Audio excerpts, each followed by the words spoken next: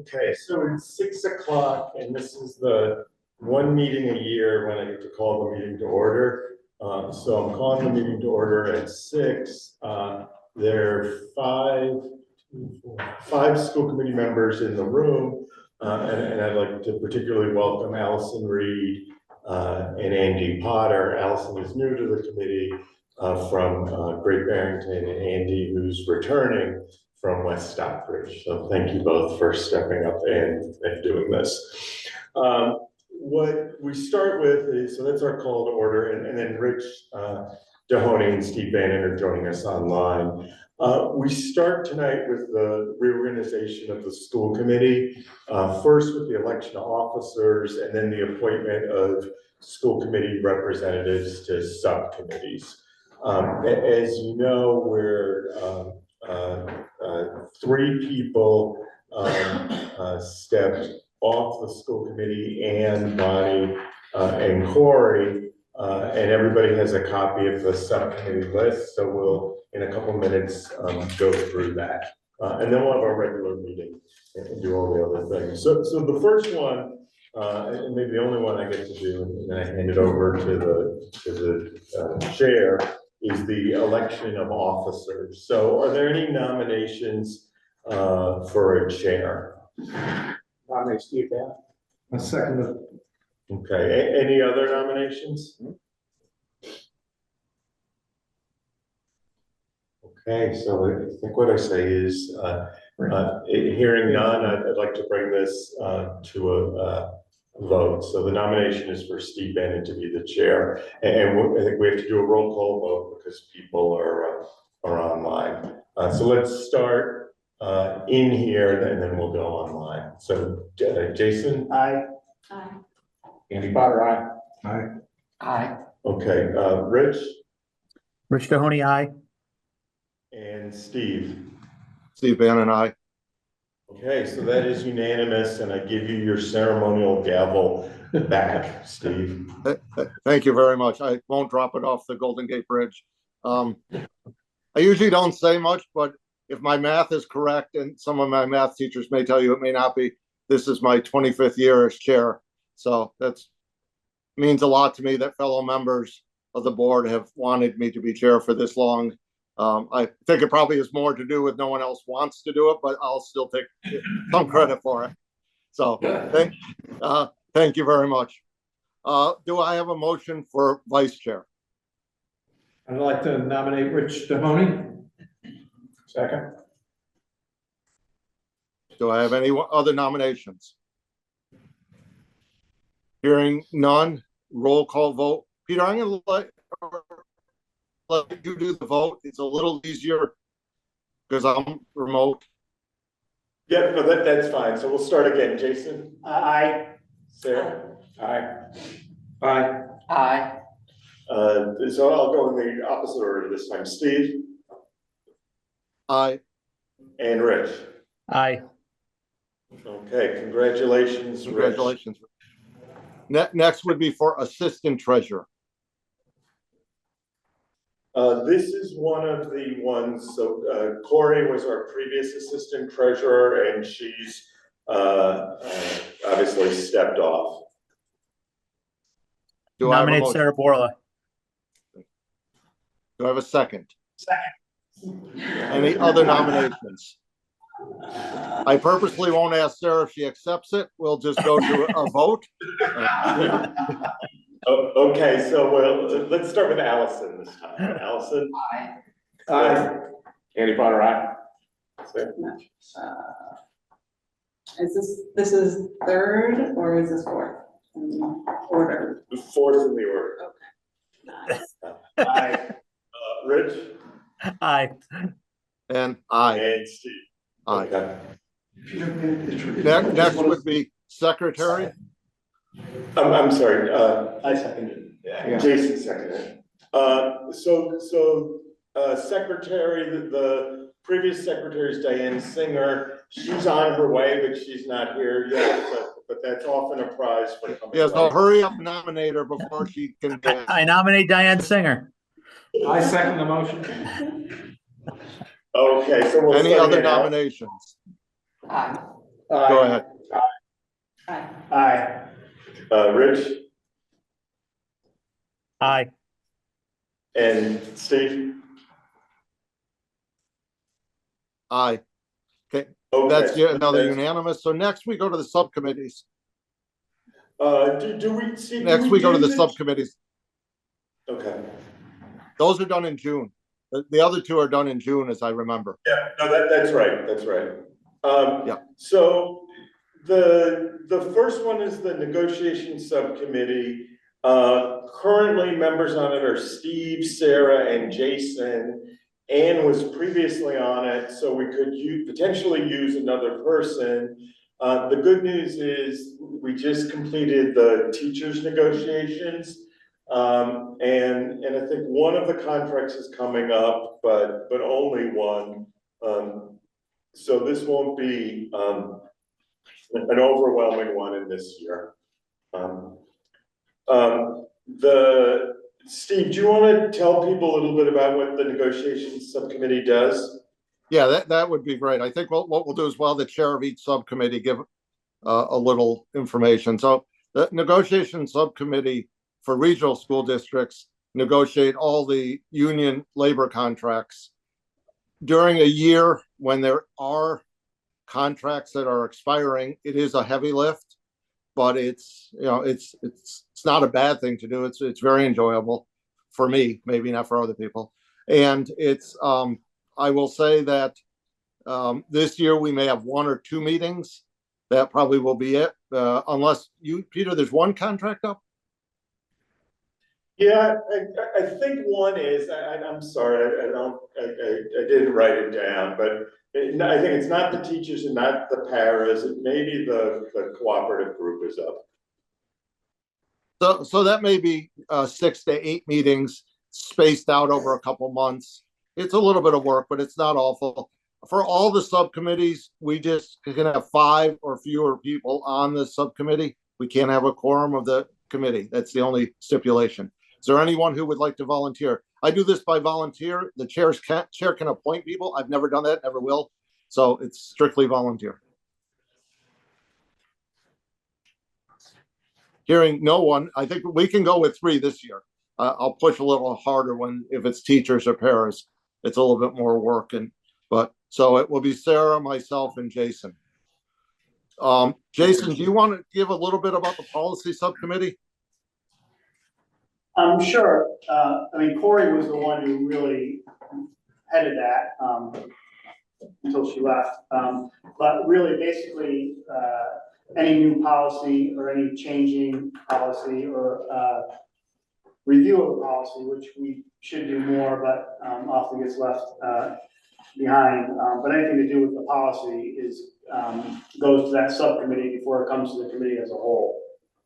It's you have to like getting into the minutia, I would say, because there's a lot of legalese and written, but it's what guides us, so it's obviously an important document. So is there anybody who wants to volunteer to be on that? We really need more than 2 people. We need at least 3. Andy's volunteer. I have experience. Welcome back, Andy. Yes, welcome back, Andy. Can we nominate a chair Okay. for that right now? Sharon, no, you're going to be chair of that. We don't have to nominate. I said I wouldn't name people to the subcommittee. I didn't say I wouldn't name chairs. You have the experience, Jason. No.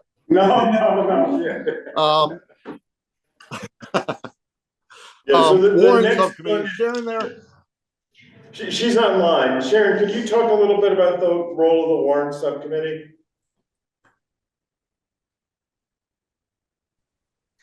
Warrant subcommittee typically reviews the warrants and signs on behalf of the school committee. We have been bringing all the warrants to the school committee, so we've been using basically the school committee as a warrant committee of a whole. Sharon, do you want to just do away with the warrant subcommittee then, or do you see a need? I don't see a need as long as the school committee is comfortable with the way we've been doing it. Okay. Great. Next is buildings and grounds. either Jason or Bill Fields, can you give us a little update? We can have one more member on that. Basically, what we do is, we're in charge of, the building and grounds of the, 3 buildings. We deal with issues that come up. We work very closely with Steve Soul, who keeps us abreast of what's going on, and we have to, take care of that the building and grounds are, well maintained as this, they are. And issues that come up, probably, the issue that seems to come up all the time is the one that Jason and I and is parking at the elementary school, which I'm sure will raise its head again. So, We kind of yeah, fixed it. still. We halfway fixed it. It's better. It's better, it's better. The stones didn't work. Yeah. So is anyone who would like to volunteer to be on the Buildings and Grounds Subcommittee? Okay, It's a we'll great leave it. committee We for a have new 4 member to members learn on a lot that. about the schools. Yeah. That's a good Okay. point. So. Superintendent's evaluation. Yeah. Go Yeah, ahead, Peter, I'm so sorry. I'll explain that in Bill Voigt's absence. So I have an evaluation advisory subcommittee. We typically meet 6, 7, sometimes as many as 8 times a year. We start with looking at the district improvement plan and then my own goals. And then the group has 2 roles: to give me formal feedback on a very open, transparent 28-point rubric that's driven by the state. So that's part of it. And then the second part of it is to be a sounding board for sort of complicated things as they happen throughout the year, and to share feedback and advice. Unfortunately, and I hope it's not related to the committee, but 3 of the 4 members stepped off the committee this year. So we're looking, I think, for at least 2 and potentially 3 people. And the person who remains on the committee is Bill Voigt, who I think went through a cycle and a half, so he understands the process well. So is that something? So remember, Well, I'll step yeah, in we on didn't say this, but we have one more member coming from Stockbridge who will go through this again quickly to add. So, but we need at least 3 members on this subcommittee. So do we have any volunteers? Yeah, Andy volunteered. Good. And thank you. Anyone else? Anybody We need one more, seriously. I'll do it.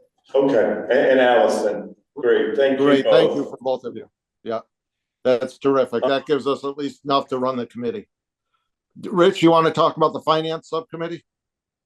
Sure. The finance committee's role is to work cooperatively with the administration to prepare for a budget to be presented to the full school committee, which typically happens in January, and then that process runs through to March.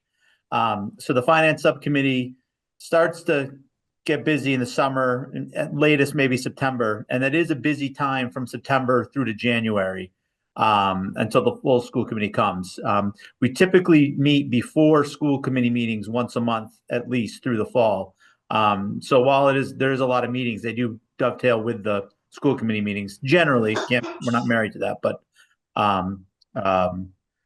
it's but yes, that's what we do. We do a kind of a systematic review of every element of the budget to assist the administration in preparing something to propose to the full committee. We have room for one more member because right now it's Rich, myself, Bill Fields, and Bill Vogt. So we have room for one more member. Bonnie was on it previously. Is there anyone who'd like to volunteer? Before you do that, I would say this is the one committee, because it deals with the budget process, that we look for representation from each town and always have had that. And with Bonnie leaving, we do not have a West Stockbridge member. I was just about, I'm taking Bonnie's Excellent. seats. Okay. Great, thank you, Andy. Okay, perfect. Thank you, Andy. Vocational Advisory Board meets twice a year. And usually we are not participants. We listen. They're great meetings. It's myself and Jason and Diane, and there is room for a few more members. I urge people to go to their meetings, even if you're not on the vocational advisory board, because it's really a interesting meeting. I'll do that. Okay, so Sarah volunteered to do that. Thank you, Sarah. Thank you, sir.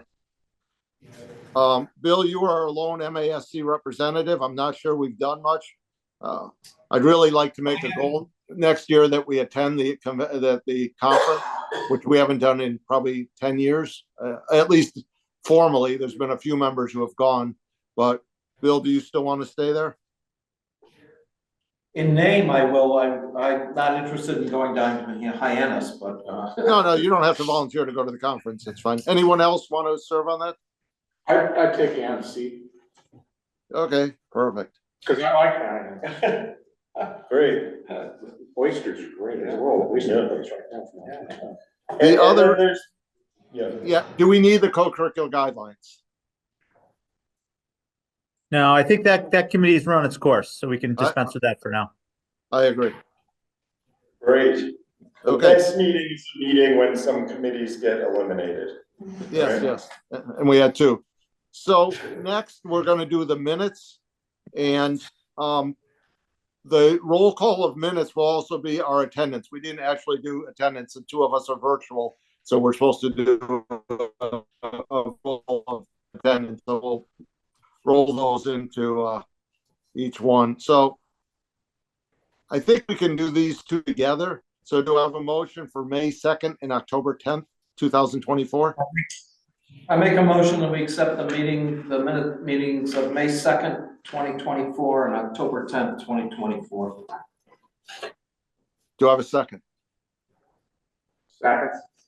Okay, so I have a motion by Bill and a second by Jason. Do I, Andy, I'm sorry. It's hard to understand. So Peter, can you run a roll call, please? Yes, so we'll start with Diane. Yes. Jason, Jason, yes. Sarah? Andy Potter abstained. Okay. Phil, yes. Allison, yes. Rich Yes. and Steve? Yes. Thank you. Okay. Peter, we'll Yeah, turn it thank over to you for the superintendent's report. Okay, so we're gonna start with roses and thorns, as is our practice with the elementary school, working our way up. We'll include with that Mirabelle at the high school before Christopher. So Cynthia, there, just, that's good. It's close to the microphone. Hello, Cynthia Carey, Muddy Brook Principal. Thank you all for serving on this committee. It's awesome.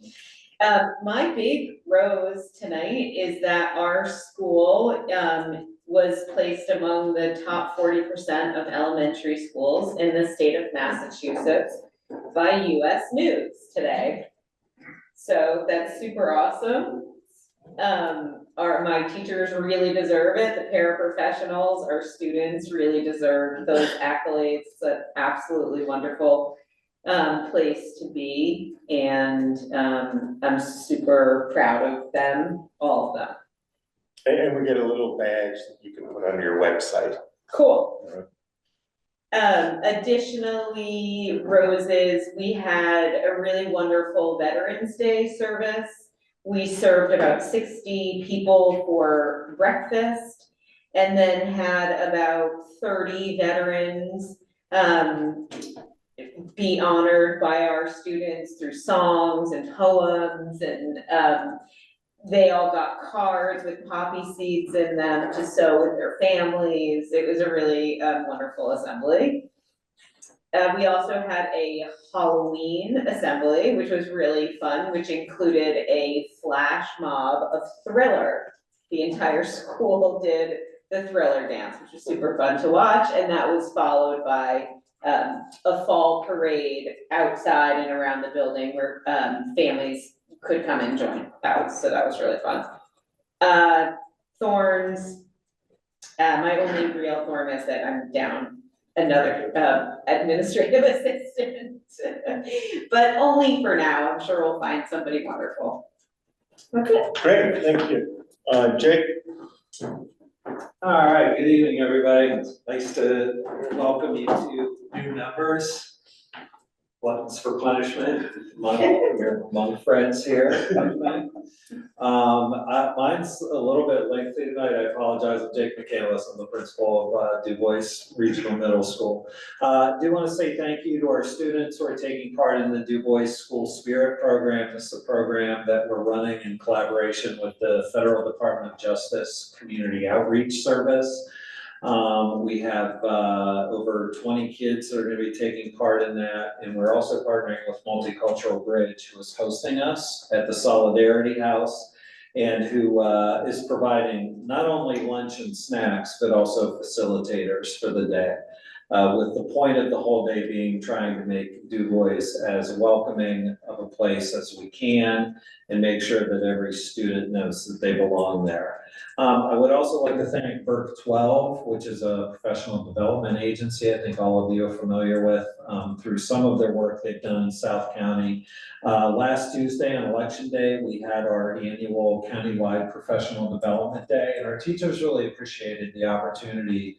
The opportunity to go and learn something new is one thing, but the opportunity to get to engage with teachers from up and down the rest of Berkshire County is really special. Teaching can be a lonely job at times, and the opportunity to meet and gather and spend a day with colleagues from very different places and who do things differently is really valuable. And we're grateful to everybody that was involved in that.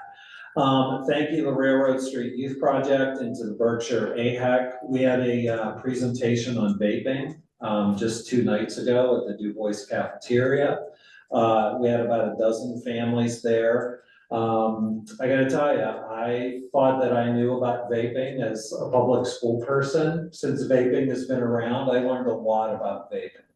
And our families had some really good questions that put context to the concerns that they feel about their students engaging in this very damaging activity. And we're grateful for our partners out in the community that help us educate ourselves and educate our families so that we can all take better care of kids. In September, our 6th graders went to the Clark Art Institute in Williamstown, as they do annually, to view the Kata art show up there. There were some really strong bonds made between our kids and some of the Kata artists, and the Kata artists actually came in, a couple of them.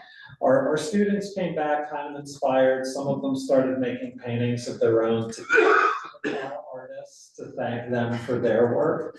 And so 2 of the artists came in just last week and spent about 45 minutes or an hour with our entire 6th grade. It was a very special time. The end result is that these 2 artists got VIP behind the scenes invitations for our spring musical and for Shakespeare at Du Bois. So we're really, to see like, to see this relationship between our school and Kata, you know, who are friends and neighbors and who I think we all respect and revere, really special. I'd like to thank Kim Cormier, one of our 6th grade teachers, for just facilitating and making this happen year after year. And my final rose is really aimed at some of our students and to the district structure. We're very proud of our Monument Mountain student athletes at Du Bois. It's really pretty awesome that some of our middle school students get to participate in varsity level athletics. We have students that run on the men and women's cross country team. I think you know a couple of them.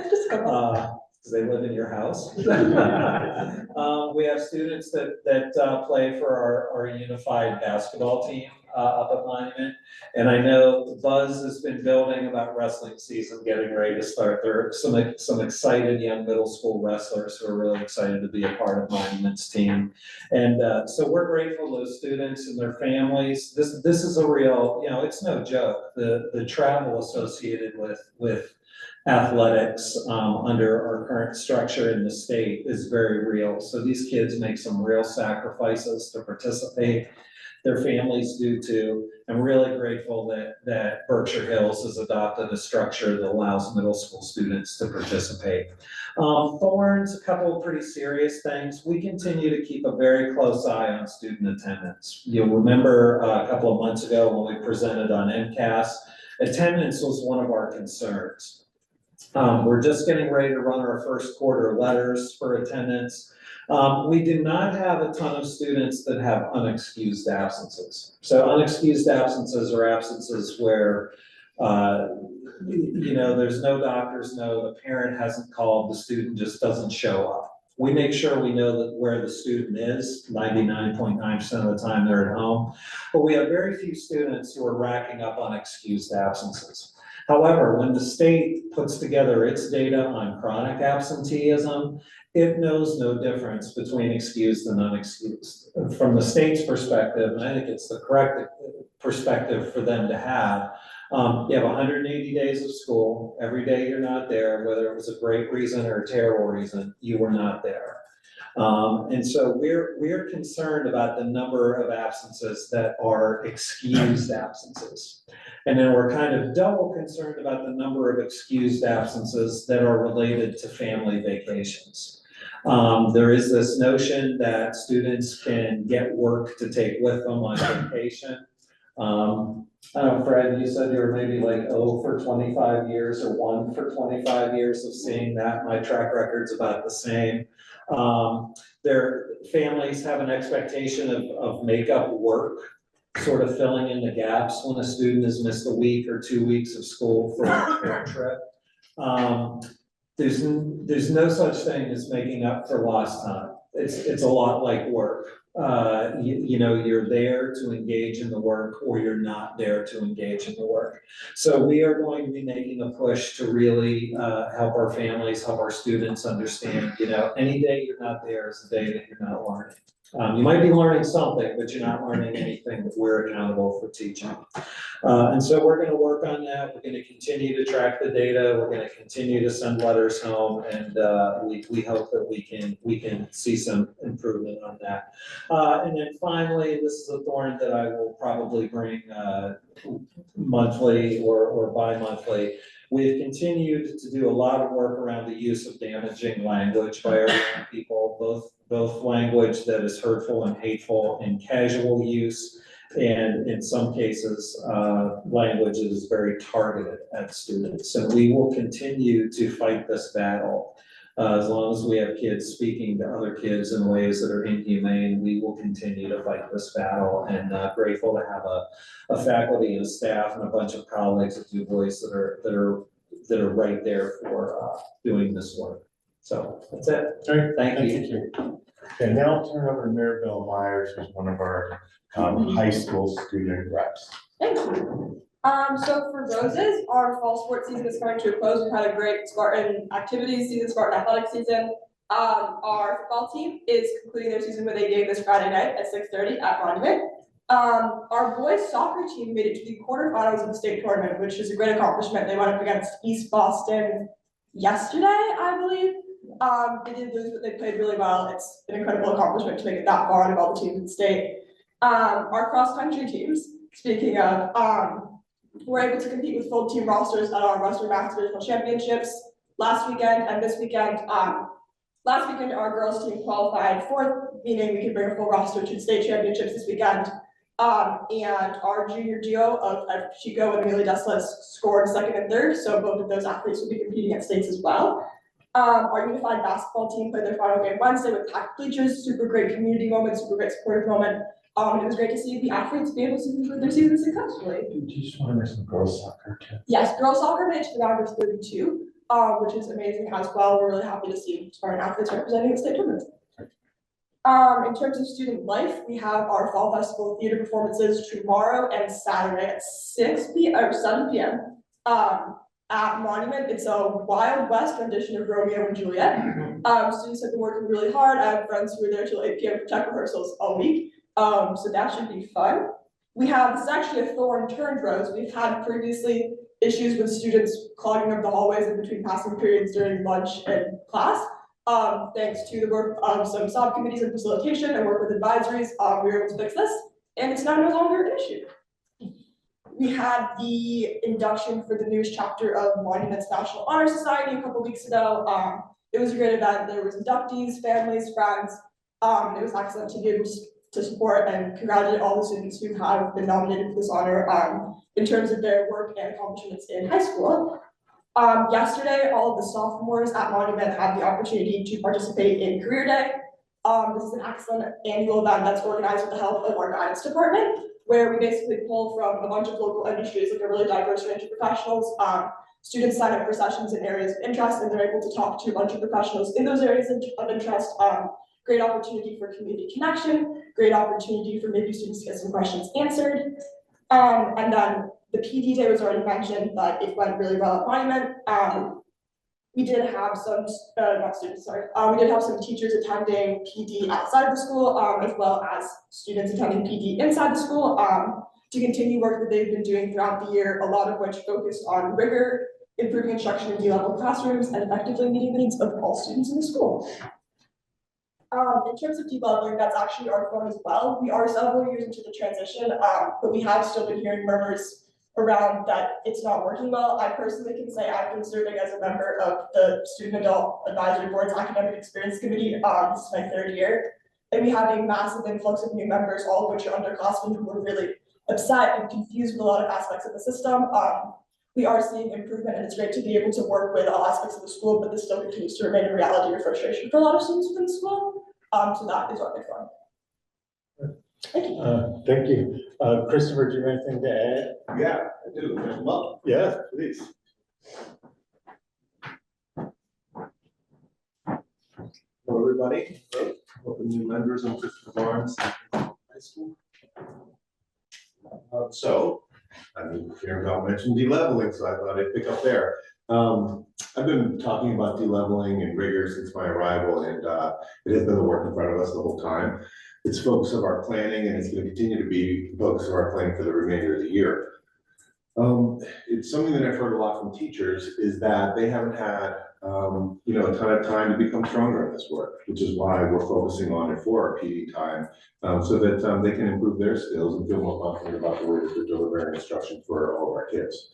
And I hope and expect that this growth is going to be felt by our students as we get stronger. A couple other quick things. I wanted to thank the folks who have joined, volunteered to be on the school council. We had our first meeting 2 weeks ago tomorrow, and we're going to have another meeting tomorrow. De-leveling was a topic during our first conversation, and I just share that because it is to say that we spend a lot of time thinking about it, working on it, and it's certainly on our minds. School council will be focusing on diversity, equity, inclusion as it relates to the school improvement plan as our first focus. I mentioned when we presented school improvement plan that I'd like the opportunity to work with that body to make some revisions, and we'll be sharing our ideas with the school committee when they're fully developed. And then finally, I was told today, actually, Maribel, by Shakespeare and Company, that the Wild West edition of Romeo and Juliet is actually the original format. Oh yeah, but it's It always is. Wild West themed. Work with you, Maribel. I can't really It's say. actually the original format. I just think it's really exciting to have the Hatfields and McCoys once again as part of Romeo and Juliet. So it'll be great. I gotta say that. Great, thank you. Thank you, Maribel. It's fantastic. She's spending time to come in and join us, and we really appreciate it. Yeah, great. So Fred Erickson, come on up and share some additional things from the middle school. Thank you. Fred Erickson, math teacher at the middle school in 7th grade. I'm happy to share a lot of roses from 5th, 7th, and 8th grade today. So the 5th grade had a field trip back in October. They went to Beartown and they had a really great time. Kids reported that this was the best field trip they had ever had. So it's pretty good praise. The teachers had commented that the 5th grade as a whole works really well together and they're really enjoying that group of students this year. We had One School, One Story this year. I hope you've heard about that, and the author visit, particularly for 7th grade, but I think for all the grades was really great. She really made an effort to connect with the students on a smaller basis. The year before we had the author come and kind of connected with the whole school. But this author was preferring to meet with a grade at a time, and it was a much more personal experience. And the kids were really wonderful about that in their participation and their interest. The 7th grade is also reporting that parent communication this year has been much more positive. Whether we have to work together to make a solution for a particular student, or whether we're just offering praise, the parents have been really appreciative of our outreach and responding in ways that make us feel appreciated and feel powerful for the students' development. 8th grade also had a trip this year to report so far. They went to Catamount, did some climbing on the ropes. I don't know if you've ever been, but it's pretty exciting for me. And the kids really stretched their abilities and their ability to work together, and it helped with a lot of confidence building. The teachers recently performed a staged reading as an introduction to starting the book, The Outsiders. And that caused lots of discussion among the students, particularly about the unknown skills of their teachers as performance. Patrick White also came to talk with the 8th grade.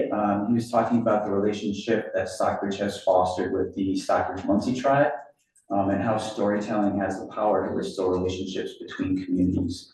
So that was a nice, powerful message for the kids. The 8th grade has both a thorn, but also a rose related to fundraising around field trips. So last year they went to Philadelphia, and it was a wonderful trip. It was well received by the families and the students, and the faculty really enjoyed it. One thing that is different in my time here in Berkshire Hills, there was a point in time when we would take these field trips, and the families who could afford to pay for the trip, their kids went, and there were families who couldn't afford it, and those kids just didn't go. And there is a new sort of philosophy, a newer philosophy, not brand new, that when we plan a trip, we really intend that every kid is going to go. Like just when we present a lesson in class, we don't say, we're going to teach this lesson to some kids, but not others. When they're planning this trip, they really have the desire and the need to get every kid to be on that trip. And, as we all know, the families are struggling and not everyone can afford that. Coming up with the fundraising, not only for your own family, but the fundraising to also support other families is an overwhelming part of the job, in addition to planning the trips. So that is a thorn that's wanting to lead to a great thing, so that every kid has this experience. So the 8th grade is struggling a little bit with that fundraising, but they do have an announcement that they've just started a major fundraising campaign that's going to start later this month. It's a raffle that's hosted by New Boston Crane and Sled, and they're offering 4 prizes: 2 chainsaws, a backpack blower, and a string trimmer. So if you're interested in any of those things, maybe check it out, get yourself some tickets, talk to your neighbors, particularly if your neighbor's lawn isn't looking too good, and you want a subtle hint, hey, that tree's not looking too good, maybe you win a chainsaw. That would help out the 8th grade immensely.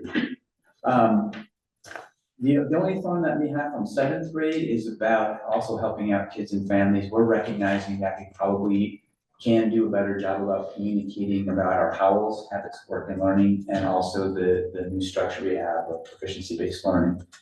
So we're just acknowledging that we could probably do some more work around that. One of the things that I noticed as I've been bringing Roses and Thorns to the committee now for a few months is I'm really proud of the fact that the majority of our thorns have to do with how we can help kids more. That we're complaining that we're not able yet to reach all the kids that we want to reach. And I think that's a pretty magnificent statement about faculty and what their intentions are and what they think of as problems. They're problems that they want to solve that are going to help kids.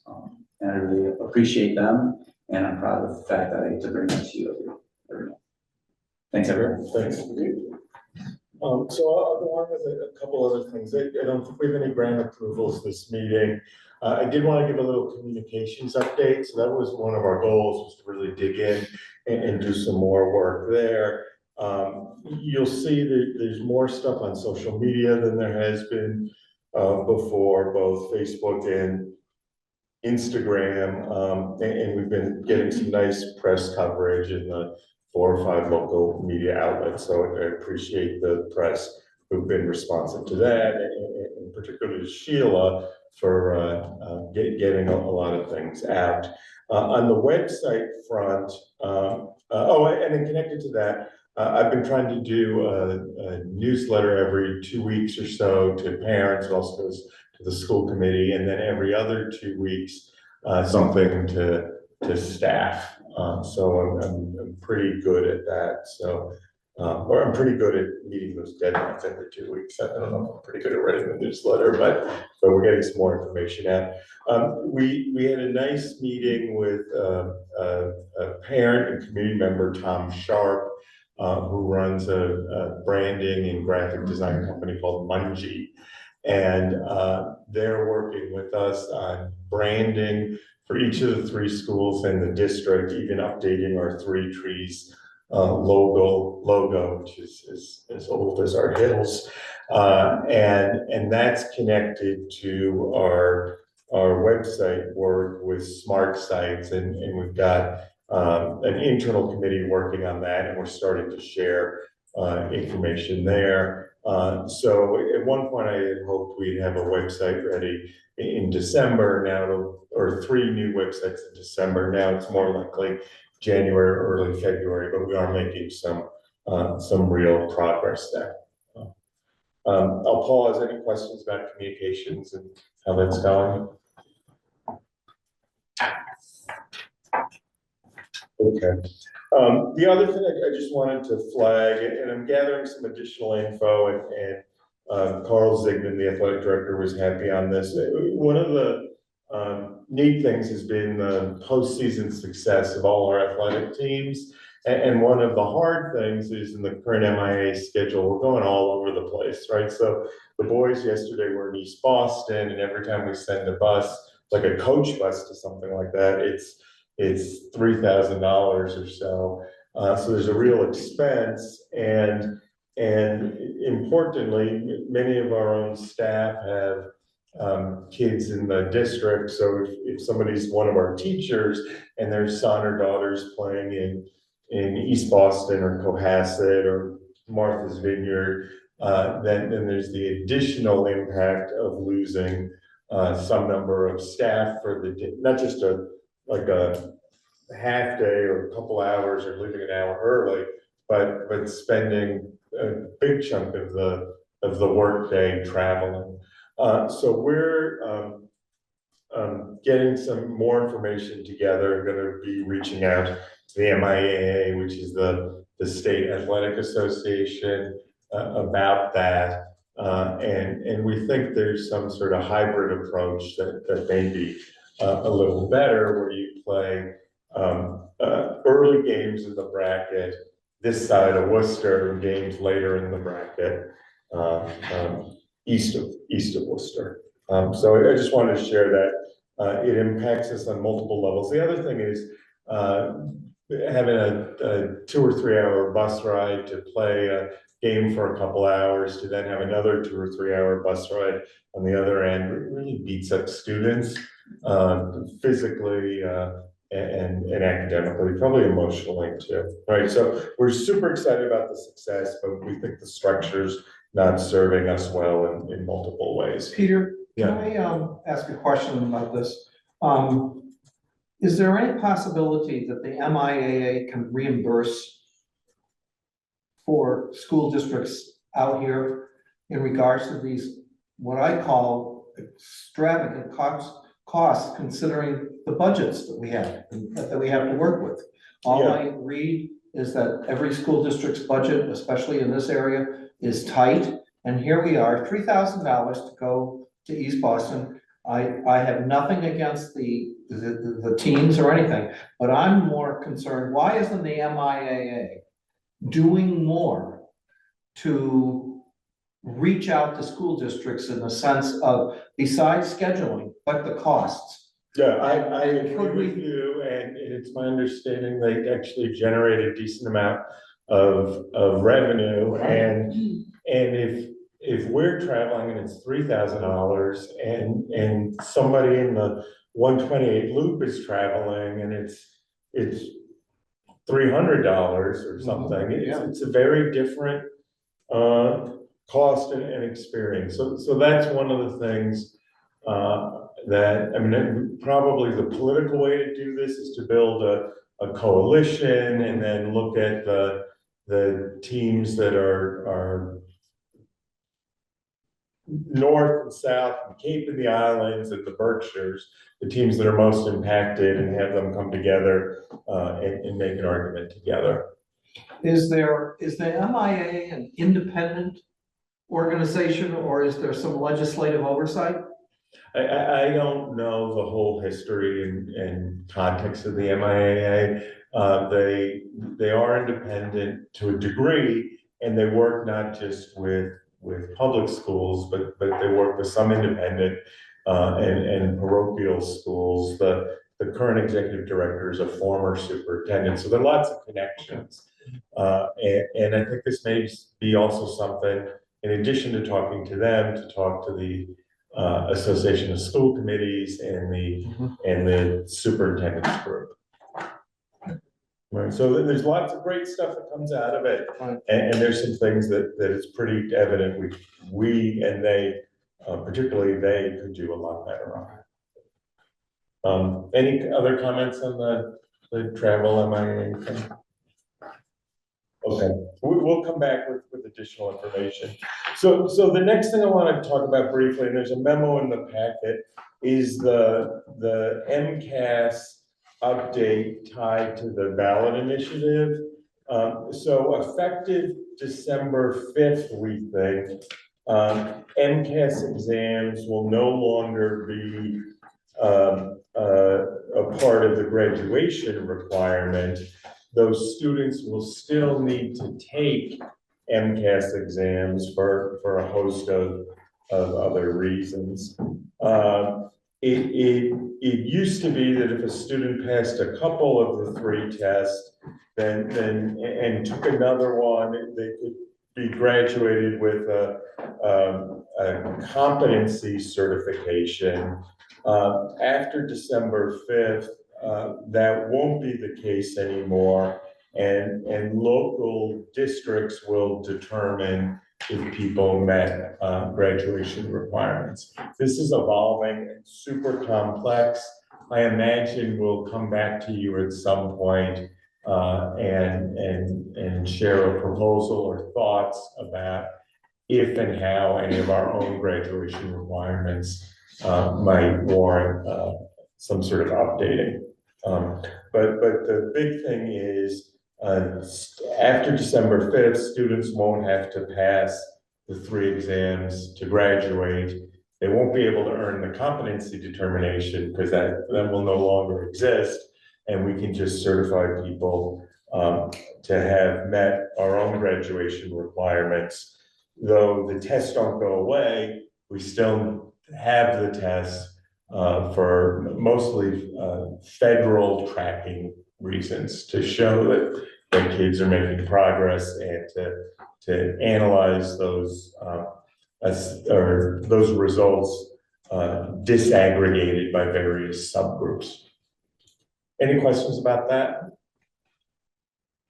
And I was on a conference call about it with acting commissioner, and they sort of affirmed much of what I said and said there'll be more to come. A strange thing could happen. The legislature could intervene and do something. I don't imagine, with the way the vote was, that they're likely to do that, but For a full state requirement. yeah, I don't know what the legislature is going to do about it, right?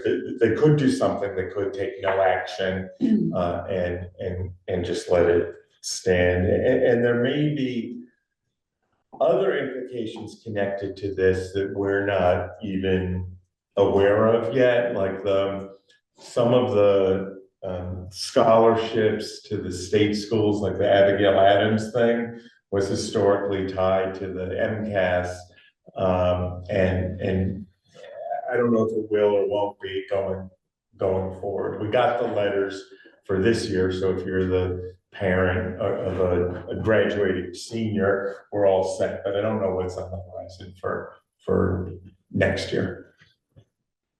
And there are probably other ones that I've not anticipated yet that we'll get more information on.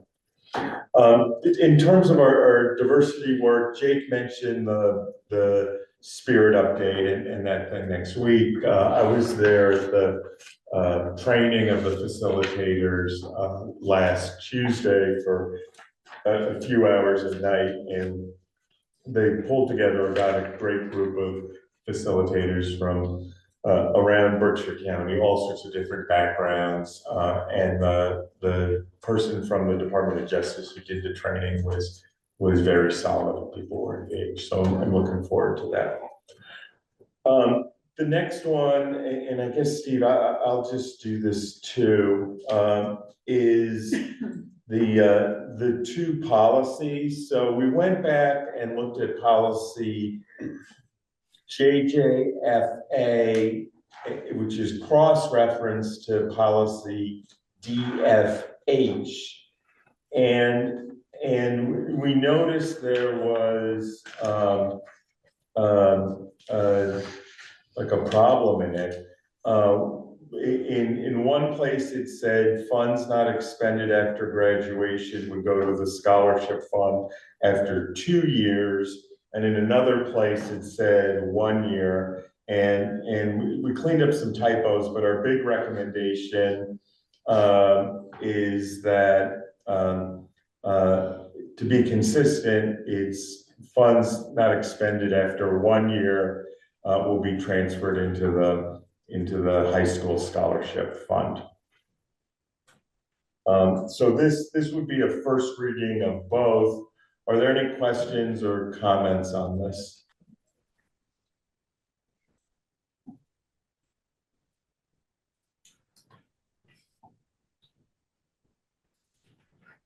Okay, so we'll bring this back for our next meeting, and if people sort of sitting with this see anything, please reach out to me and I'll flag it at the next one.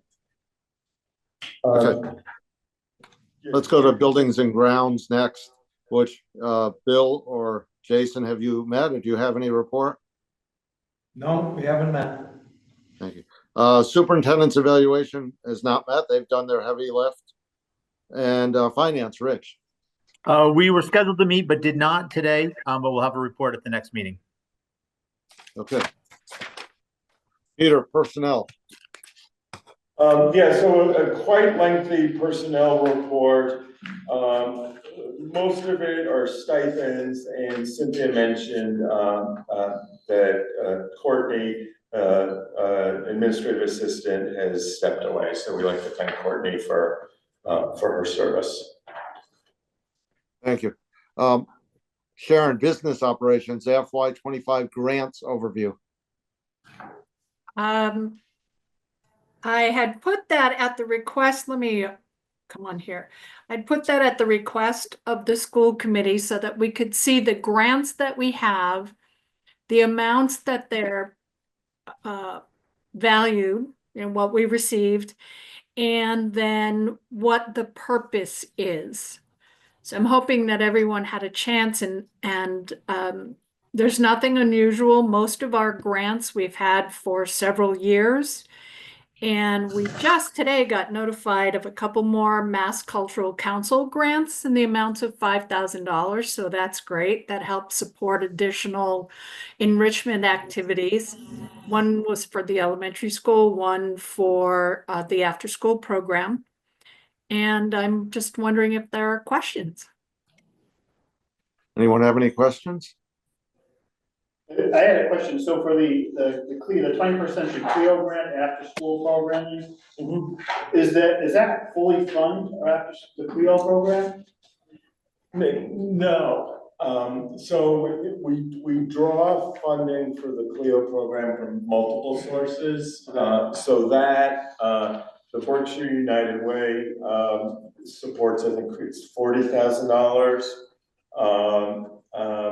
And the couple of cultural council grants that we just heard about today also help that.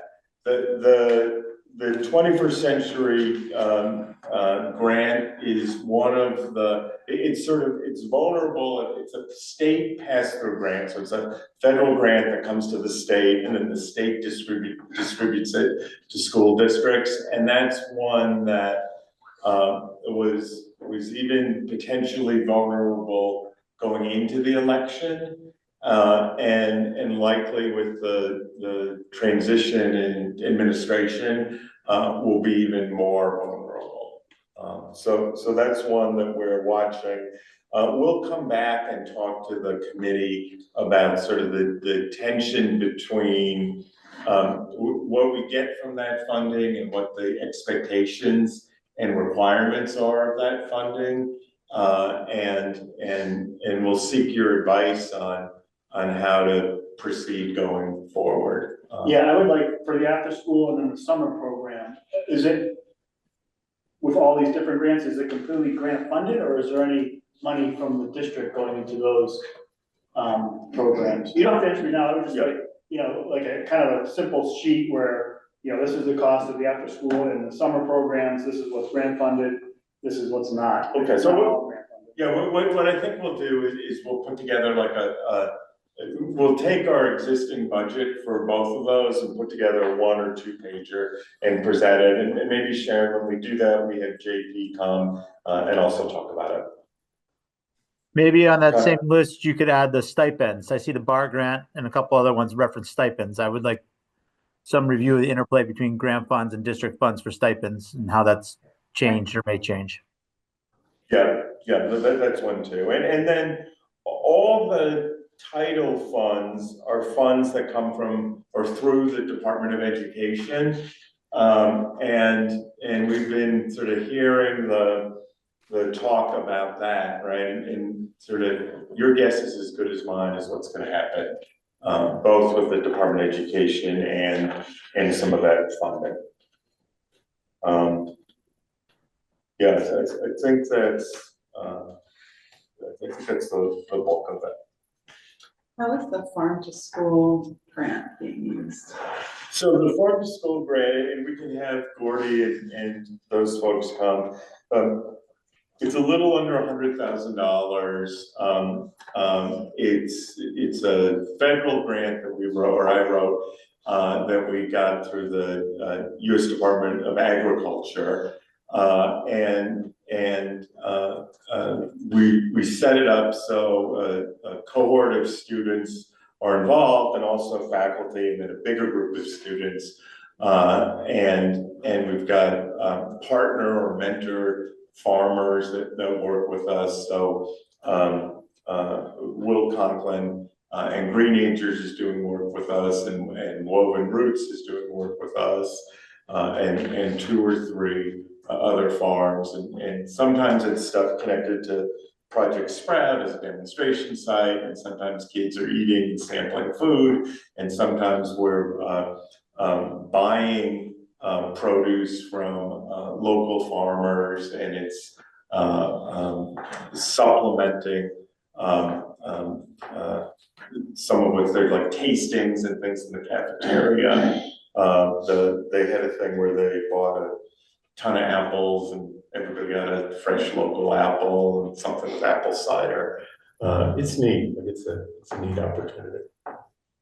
And we can also at some point have, I mean, we may talk about it in one of those vocational advisory meetings, but it might also be nice to have some of the students that are involved, some of the farmers come in and talk to the whole school committee too. Great. Any other questions about any of the grants? Okay, moving ahead to old business updates. Jason or Peter on the MSBA, the high school building project?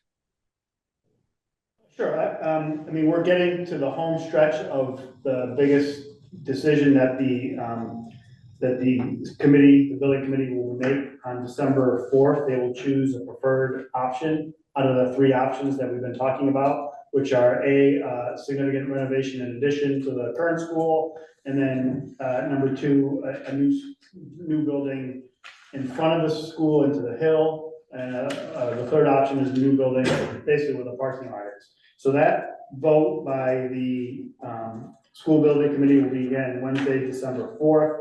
A couple important dates before that is our next committee meeting, school building committee will be Wednesday, November 20th at 5:30, both in person here and online.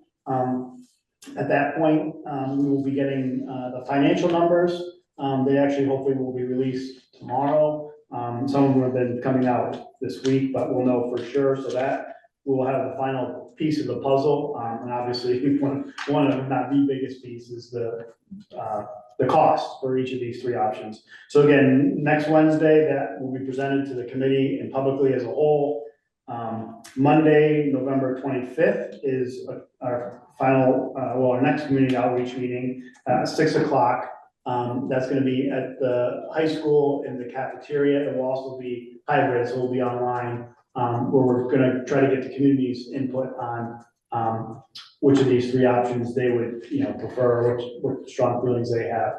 I know that myself and Donna Danisco and Bill Fields met with, and Christopher was gracious enough to have a meeting set aside with the teachers at Monument, and Donna did a great job presenting the three options, and because the building committee as a whole wanted to get obviously their opinion on what they felt strongest about. So I know Kara, the librarian, Stan Shawn, has been actively working with the teachers, and at next Wednesday's meeting, she'll hopefully have if not a consensus, a range of what her feedback is from the actual staff at the school. So that's a critical piece of the puzzle for us on the building committee. So again, the 3 dates are next Wednesday. The building committee will be meeting to get all the information. The Monday, the 25th will be a community outreach, and then December 4th will be our vote. And after we vote, that I think goes to this committee, the school committee, and goes from there. Great, thank you. It's really comprehensive. Can I, fortunately, I haven't had a lot of vision on the process. Talk a little bit about the degree to which an educational vision has been part of the actual planning. Yeah, I'll defer to Peter on that, but that's been, that's basically what's driven the whole building, and the educational vision planning is what's been driven, has been given to the architects and the builders to drive their design around our plan, but Peter. Yeah, so one of the requirements of the MSBA is for us to articulate a really coherent educational plan. If you go to I'll send you the link, but like monumentbuildingproject.org, it's a giant website, and there's more information than even you can handle, right? Tons and tons of reports, tons of steps and things through it. It's a challenge to you, Andy. Can you handle it? No, I know it's all about AI now. Yeah, right. Right, we can ask it to summarize it, but I think some of the real progress we made from the previous project is the educational plan is really well articulated.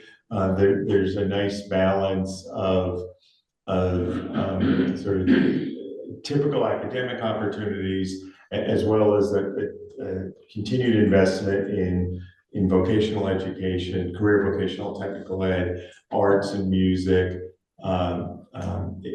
interesting spaces to support that work. There were some sort of givens that are in all the designs, which are bright and light and great access, collaborative spaces, safe and secure, access to state-of-the-art technology and the opportunity to grow and adjust over time, collaborative spaces. And I think often we say we're really excited both by our architects, designers, and the owner's project manager, Skanska, in terms of how they've approached this work. We ran around and visited a number of other high schools, both in Berkshire County, the ones that were recently built, Taconic, Greylock, which was a renovation addition, and Wacona, which was from scratch. And if anybody wants to get to any of those schools to look, it's pretty easy to do, and we can make those arrangements, and then some in other parts of the state. What's hard is balancing everybody's individual needs as sort of the broader collective good, and how do you do something that is possible for people to vote and endorse to do, right? So you don't want the most grand place in the world, but you want something that meets the needs of students. And I think that sort of the combination of us articulating a coherent vision and the architects hearing that, and every time they ask us, like, what's the most important thing? We want to do right by kids, but we also want something that we can get our neighbors to endorse and support. And I think they really heard that. And I think that, I mean, that you got to the point of my concern, my question, you know, where the past is often prologue. I personally, my experience and my sense of our last go around was that educational vision wasn't articulated well enough I mean, I don't think that people, the voters, connected with the idea that educational vision, first and foremost, building follows. No, I think you're right. I think in the past time we sort of almost got it backwards, and there was a lot of talk about brick and mortar and not enough talk about educational vision. Yeah. And I think this time, hopefully we're getting it right. And I've talked more about educational vision and opportunities for students, and what we need to do in a space, and what different or new space will allow us to do.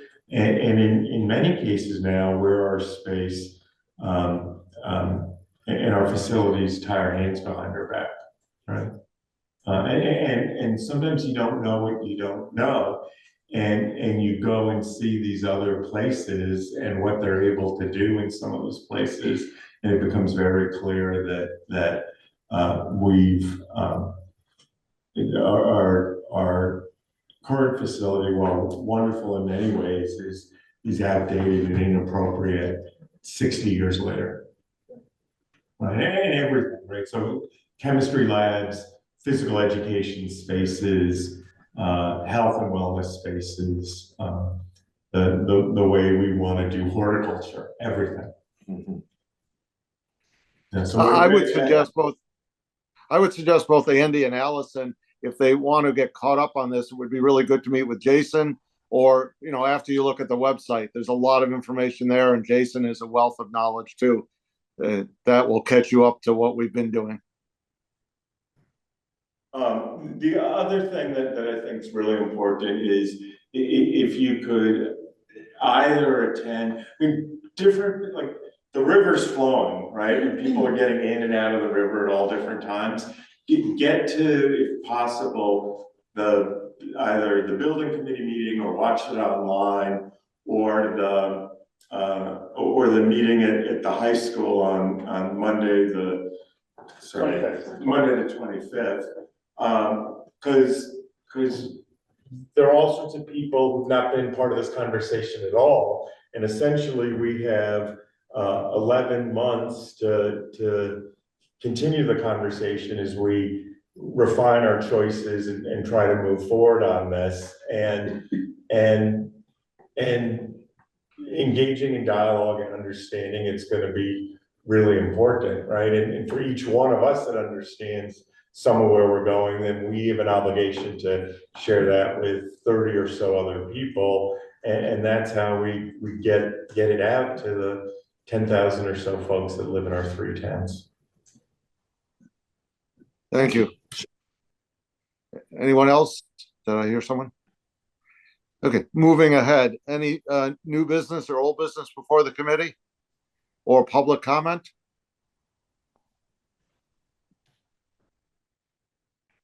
Seeing none, by unanimous consent, we are adjourned. Thank you, everyone.